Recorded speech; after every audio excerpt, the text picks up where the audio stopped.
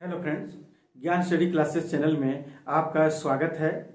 आज का जो विषय को लेकर आए हैं औद्योगिक क्रांति। यह औद्योगिक क्रांति एक सतत निर्माण की प्रक्रिया है, यानी धीरे धीरे यह औद्योगिक क्रांति हुई थी। यह औद्योगिक क्रांति के लिए सबसे पहले सहायक जो तत्व होते हैं वह तीन तरह से होते हैं: आर्थिक संगठन, तकनीकी और व्यापारिक ढांचा। यानी हमारा जो है औद्योगिक क्रांति यानी औद्योगिक क्रांति के लिए तीन जो सहायक जो है वो होनी चाहिए। सबसे पहले जो है वह है आर्थिक संगठन, यानी आर्थिक संगठन। और दूसरा हमारा जो था वह है तकनीकी। और तीसरा हमारा जो है व्यापारिक ढांचा, यानी व्यापारिक ढांचा।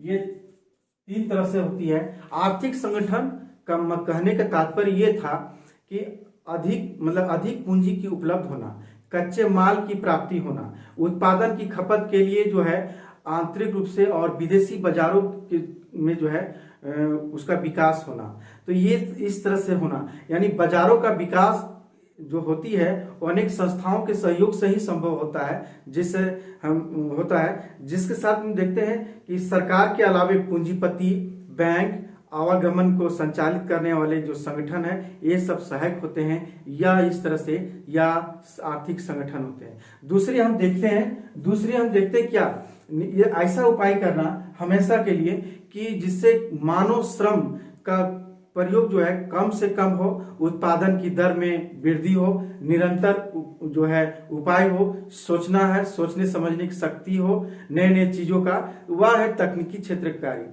तीसरा हमारा व्यापारिक ढांचा के लिए क्या चाहिए? हमारा भूमि चाहिए, पूंजी चाहिए, श्रम चाहिए। यही हमारा कुशल होनी चाहिए, जो हमारा श्रमिक होनी चाहिए, जो भी है वह कुशल उसका उपयोग होनी चाहिए। यही इसका व्यापारिक ढांचा का होना है। ये तीन तरह से होनी चाहिए तो औद्योगिक क्रांति वहां होती है। तो औद्योगिक क्रांति से क्या हुआ, यहाँ पर जो है उद्योग के क्षेत्र में, उसके स्वरूप में, उसके उत्पादन प्रक्रिया में तेजी से परिवर्तन हुआ था। परिणाम स्वरूप क्या हुआ, नई संस्थाओं एवं मूल्यों का जन्म हुआ और जीवन के रहन सहन, उनके विचारों का में परिवर्तन हुआ। हम देखते हैं कि 19वीं शताब्दी में इंग्लैंड में ही नहीं बल्कि पूरा यूरोप यानी पूरे विश्व में जो है इस नए मार्ग पर चला था, जो पुरानी दुनिया को छोड़कर नई दुनिया में पदार्पण हुआ और औद्योगिक जीवन में जो है यानी आरंभ हुई। इसी प्रक्रिया को औद्योगिक क्रांति कहते हैं। तो हम देखते हैं ये लगभग 1760 ईस्वी के लगभग हुआ ये परिवर्तन। यानी इसमें क्या हुआ था, उत्पादन संबंधी अनेक कार्य जो थे पहले हाथ से जो किए जाते थे, अब क्या करते हैं, वाष्प चालित यंत्रों से किया जाने लगा। यहाँ देखते हैं कि इस्पात की जो बढ़ती हुई मांग की जो पूर्ति के लिए, इस्पात बनाने के लिए कारखाने खोले गए। कृषि कार्य में मशीनों का प्रयोग किया जाने लगा। छोटे छोटे जो खेतों के स्थान पर बड़े बड़े वहां फर्मों की खेती की जाने लगी। यहाँ तक देखते हैं कि पूंजी का उपयोग भी बढ़ा। वाष्प चालित इंजन और यंत्र चालित जहाजों के द्वारा जो है यानी यातायात में बहुत परिवर्तन हुआ और अंतर्राष्ट्रीय व्यापार में वृद्धि हुई। तो इस तरह से हम देखते हैं कि 18वीं शताब्दी के उत्ताद से ही 19वीं शताब्दी के अंत तक देखते हैं यह विकास जो है क्रमिक रूप से होते रहा और ये सम्मिलित रूप से इसके प्रभाव परिणाम स्वरूप यही हुआ, यह औद्योगिक क्रांति संभव हुई। आखिर हम देखते हैं कि औद्योगिक क्रांति का प्रारंभ, हम देखते हैं कि औद्योगिक क्रांति की शुरुआत जो है 18वीं शताब्दी में सर्वप्रथम इंग्लैंड में हुई। तो हम देखते हैं कि हॉलैंड जो था यूरोपीय देशों में एक ऐसा देश था जहां औद्योगिक क्रांति के लिए आवश्यक परिस्थितियां विद्यमान थी। यानी इंग्लैंड के पास पूंजी भी थी, लेकिन वह औद्योगिक देश ना होकर व्यापारिक देश था। ये क्या था, व्यापारिक देश था। और इंग्लैंड में लोहे और कोयले की अभाव रहा और 18वीं सदी के पूर्व में ही वह यूरोपीय युद्धों में उलझकर फ्रांस की विस्तारवादी नीति का शिकार हो गया। और इस तरह से हम देखते हैं कि फ्रांस को अगर हम देखते हैं तो इनका उद्योग और व्यापार फ्रांस का इंग्लैंड से काफी बड़ा हुआ था और उसकी जनसंख्या यानी इंग्लैंड की जनसंख्या से तिगुना था और उसके पास रेशम था, पटसन, कोयला, लोहा और जल शक्ति के प्रचुर साधन थे। लेकिन फिर भी हम देखते हैं इंग्लैंड में औद्योगिक क्रांति हुई सर्वप्रथम। क्यों? उसके पास जो है, उसके पास क्यों हुआ? तो हम सबसे पहले देखते हैं कि उसके पास क्यों हुआ। तो कारण क्या था कि इंग्लैंड में औद्योगिक क्रांति क्यों हुई, इसका क्या रीजन था? इसके पास बहुत सारे सहायक तत्व थे। जैसे पहला हम देखते हैं लोहे, लोहे और कोयले, लोहे और कोयले की उपलब्धता, यानी लोहे और कोयले की जो है खाने थी, यानी उपलब्ध थी। इसके आसपास था, यानी लोहे की खाने होना ये सबसे बड़ी चीज थी। लोहे के खाने के आसपास होना, यानी पक्के लोहे का निर्माण, क्योंकि सुविधा होती थी और सुविधा होने लगा था। मशीनों के निर्माण में पक्का लोहा आवश्यक था। प्राकृतिक संसाधनों की प्रचुरता के कारण फलस्वरूप यही हुआ कि इंग्लैंड में औद्योगिक विकास संभव हो सका। और इस तरह से हम देखते हैं। दूसरा क्या था? इसमें हम देखते हैं कि विस्तृत औपनिवेशिक साम्राज्य था, क्योंकि इंग्लैंड का, यानी विस्तृत औपनिवेशिक साम्राज्य, इसके पास जो था साम्राज्य जो औपनिवेशिक विस्तृत था, क्योंकि उपनिवेशों की दौड़ में पूरा देश, यानी फ्रांस सहित और भी जितने भी थे सभी साम्राज्य पीछे रह गए थे। उपनिवेशों में इंग्लैंड को कच्चा माल एवं नया बाजार भी उपलब्ध हुआ करता था।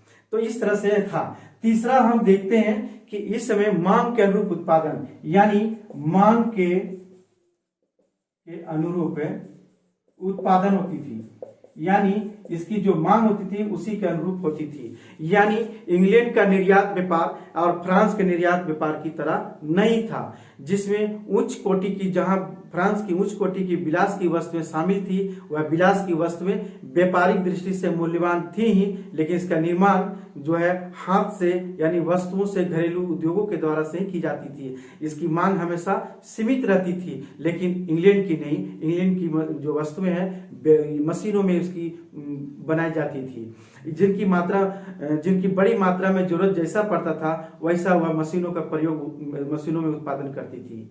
हम चौथा देखते हैं कारण इसमें देखते हैं फ्रांसीसी क्रांति, यानी फ्रांसीसी क्रांति और युद्ध भी है, और युद्ध, यानी फ्रांसीसी क्रांति और युद्ध, यानी फ्रांसीसी क्रांति के समय में नेपोलियन के युद्धों के दिनों में इंग्लैंड को न केवल अपने सैनिकों की नहीं बल्कि अपने साथी देश जितने भी थे सभी सैनिकों को सहायता दिया, सैनिकों के द्वारा, यानी सैनिक दिया, सैनिकों की आवश्यकता पड़ी, पूरा सहयोग किया इंग्लैंड। और युद्ध समाप्ति के बाद देखते हैं इंग्लैंड में एक बेकारी की समस्या बढ़ गई थी, जिसका दूर करना बहुत आवश्यक था। इसलिए इसका लिए सबसे पहले यहाँ पर क्या किया, यानी उद्योग धंधों का विकास करने के लिए किया। तो ये बड़े बड़े जो है जब मशीनें लगी तो ये सब में काम करने की, यानी उद्योग धंधों के लिए कार्य करना पड़ा। इसके बाद है पूंजी की उपलब्धता, यानी पूंजी की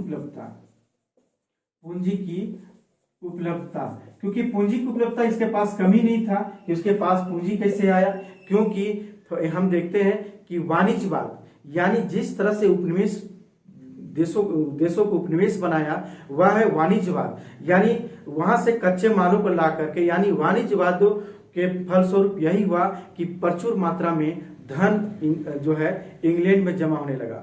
इंग्लैंड की तात्कालिक परिस्थितियां उसमें यही थी कि पूंजी संग्रह थी इस समय। और इस समय जो है भारत की जो लूट हुई थी, जो कच्चे मालों की जो लूट हुई थी, वो इंग्लैंड की औद्योगिक क्रांति के लिए सबसे प्रमुख उत्प्रेरक का कार्य किया था। इसी तरह और भी हम देखते हैं कारण, इसमें और भी हम देखते हैं व्यापारी वर्ग का प्रभावी होना, यानी व्यापारी वर्ग का प्रभावी होना, यानी बहुत सारे देशों में जाते थे, जैसा मन किया वैसा व्यापार जो किया करते थे, ये प्रभावी था। एक और है आता हमारा काली मृत्यु, जो बहुत इंग्लैंड में काली मृत्यु की संज्ञा दिया गया, जो महामारी फैल गया था। यहाँ पर जितने भी ग्रामीण क्षेत्र जो थे, सभी किसान मजदूर जितने भी थे, सभी नगरों की ओर दौड़ पड़े थे अपने जीवन निर्वाह करने के लिए। तो ये सब उद्योग धंधों में, यानी कारखाने में काम करने के लिए आना पड़ा। तो इस तरह से हम देखते हैं ये सब कारणें थी जो औद्योगिक क्रांति इंग्लैंड में हुई थी। तो आज का जो है विषय यही समाप्त करते हैं। अगला जो है दूसरे विषय को लेकर फिर उपस्थित होऊंगा।